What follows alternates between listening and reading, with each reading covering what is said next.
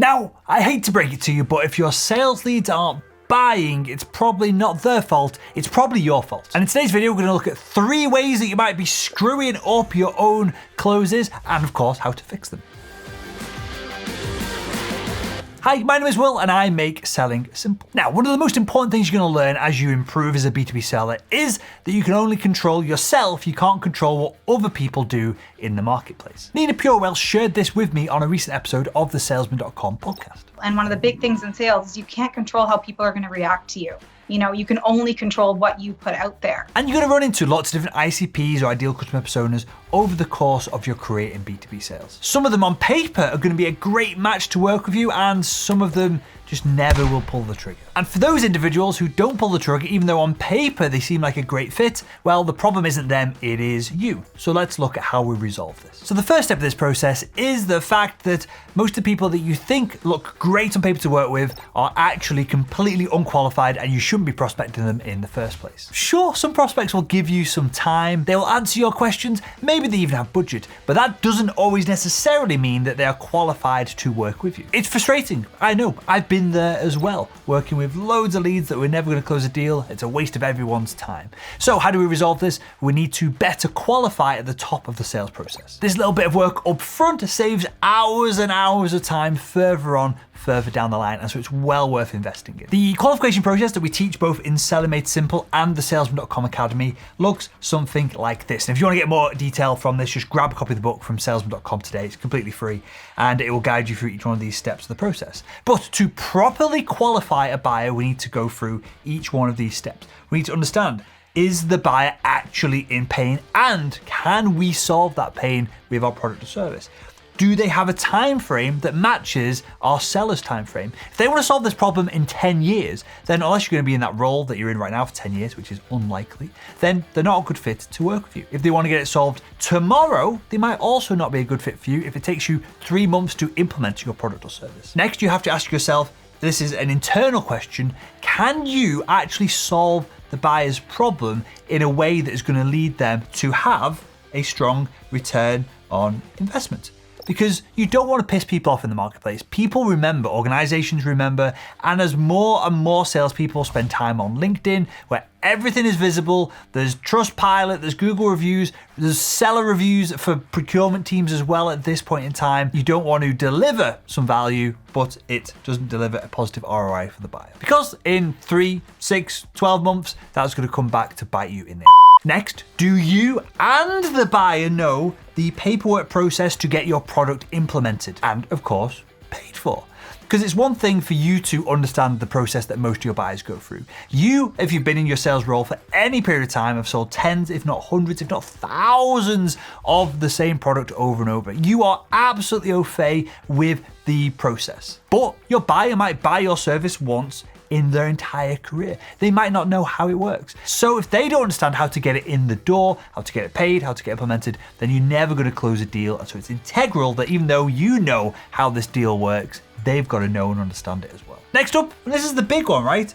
Do they have budget to work with you? And this is what we call wallet share. They might have the budget to work with you, but are you going to have access to that when other companies, internal projects, if it's a large company, they might want to pay out dividends from that wallet, whatever it is. Even though they've got the budget in the wallet sat there, are you going to get access to taking some of it? Alternatively, what that means is, are you priority number 1, 2, or 3 for this quarter to solve a problem? Or are you priority number 27, in which case you're never going to access to that wallet, even though it's sat there seemingly waiting for you. Couple more steps to the qualification process. Do you have a champion? Do you have a person who's internally going to be coachable? They want to use your product or service. They want to have you help them get it implemented. If not, modern B2B sales is so complex that it's very unlikely that you're going to be able to go in and meet with the 5, 20, 37,000 decision makers that are involved in the buying process. You need a champion. You need someone who is working inside the company who can do a lot of this legwork on your behalf. Your deal, if it's a modern B2B enterprise complex deal, if there's more than a handful of people involved internally in the company you're selling into, if you don't have a champion, the deal is just not qualified. And the final step of our diagnosis call framework, which again you can find in the Selling Made Simple book or in our Salesman.com Academy program, is the agreement.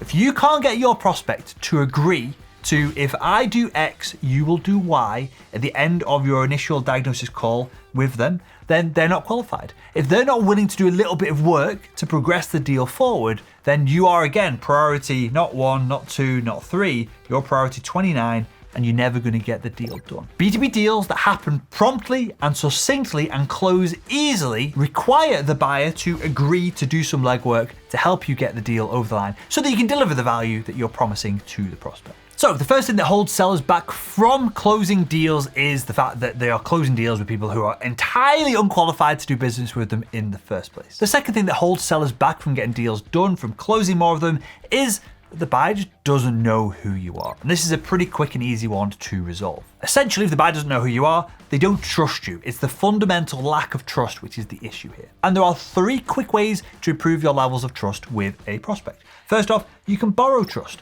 If you work for a large organization, an organization that's well known, an organization that has loads of reviews or customer testimonials, who has been in the business for X number of decades, whatever it is, most successful businesses will have some kind of angle where they've built trust, then you need to borrow trust from that organization. So for example, with me, I always worked for the best medical device companies in the space.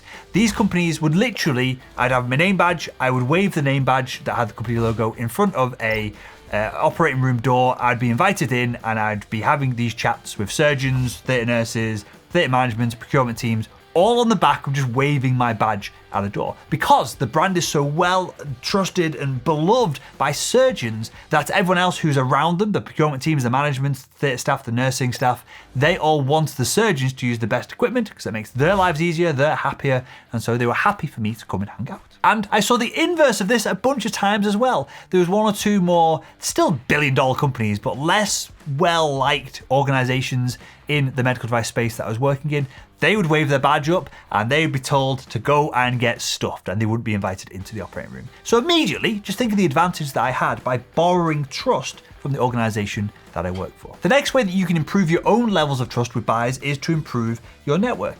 This is dead simple and it does tie into the next step of sharing insights. What we want to do here is, if your buyers are on LinkedIn, get on LinkedIn, improve your network and start sharing insights. Just trickle out insights to your prospects over time. And this isn't a 3-hour a day content marketing machine that you're building. No, this is 30 minutes a week, if that, sharing what you've learned about the market that week or over the past couple of days. Over time, this starts to snowball into itself. You'll get 1, 2, 3 new connections each day. That doesn't seem like much, but over the course of a year, 3 new connections is over 1,000 connections, right? And just imagine having 1,000 of your prospects consuming the content that you share each and every day. They like it, they comment, they see other people in the industry liking and commenting, and then very quickly this snowballs. So then rather than 1 or 2 people a day, you end up with 10, 20 people a day.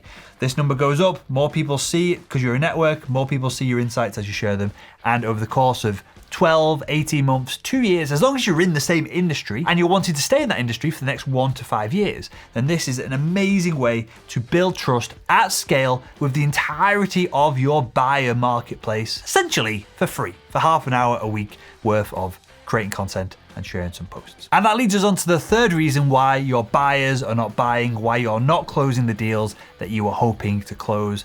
And that is because of what we call commission breath. Commission breath, if you're unfamiliar with that term, is the stench of desperation, the stench of bullshit that comes from sellers who are trying to either manipulate or close people that are not the right people to close. That's one end of it, right? And that does happen with B2B salespeople. More so used car salespeople and the stereotypes that I talk about on this channel, business to consumer sales. It's rife in that area, but it does exist in B2B sales as well. Now, with that said, B2B salespeople can have commission breath even if they are well-intentioned, even if they are trying to go about things ethically and they are trying to make money in a decent and positive way. And this happens when they don't believe in their own product or service. And your buyers can tell this when they communicate with you. This might not be a conscious thought that this individual doesn't know what they're talking about, or this individual really doesn't care about this industry, this product, they don't actually think they can help me. It's usually unconscious, subtle things that are communicated to the buyer that makes them feel a little bit weird in their stomach, that makes their gut feeling tell them that they should look elsewhere. So if you're not in this camp and you are not just trying to rip people off to make a quick buck, and you're in the camp of, hey, I'm trying to do the right thing, but I just don't quite get my product or I don't quite believe in it. And the good news is that I'm not going to tell you to go sit on a mountain, meditate on the product, and believe that it's gonna help people and change their lives. There is no woo-woo or nonsense or visualization in fixing this issue. Thank God, right? All you need to do is just improve your sales process. Because think of it like this, the company you work for, if it's still in business and it's been in business more than a few weeks,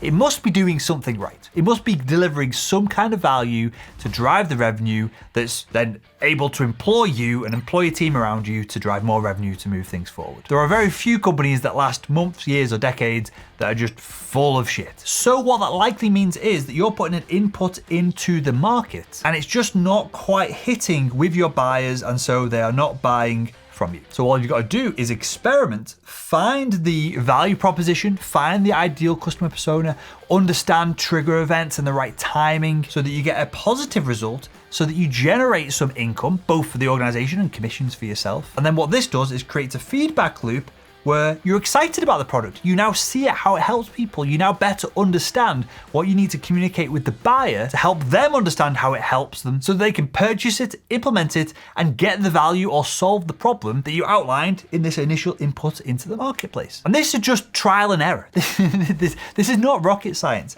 You'll have a few duds as you build out your ideal customer persona. You'll have a few duds as you build out your value proposition. You'll have what you think is a good one, but then it'll be a dud as you build out your cadence. And you just need to test this stuff. This does not have to take years or decades to implement either. This can take weeks or a month or so to test the only 3 things that really matter in sales: the message, the person the message goes to, and also the timing. There's only 3 variables. Don't overcomplicate this. And if you send enough of them out into the marketplace, get enough feedback that is, this is wrong, this is wrong, this is wrong, eventually you'll get feedback that this is right. This will build your own belief in the product and service. You'll become excited about talking about it, and then you'll no longer have commission breath. You'll have the opposite of it. You will just have general confidence and charisma when you're on your calls, when you're in your meetings, when you're getting deals closed. So there we go. I hope you enjoyed this video. If you did, why not click the video that's on the screen right now and continue making selling simple.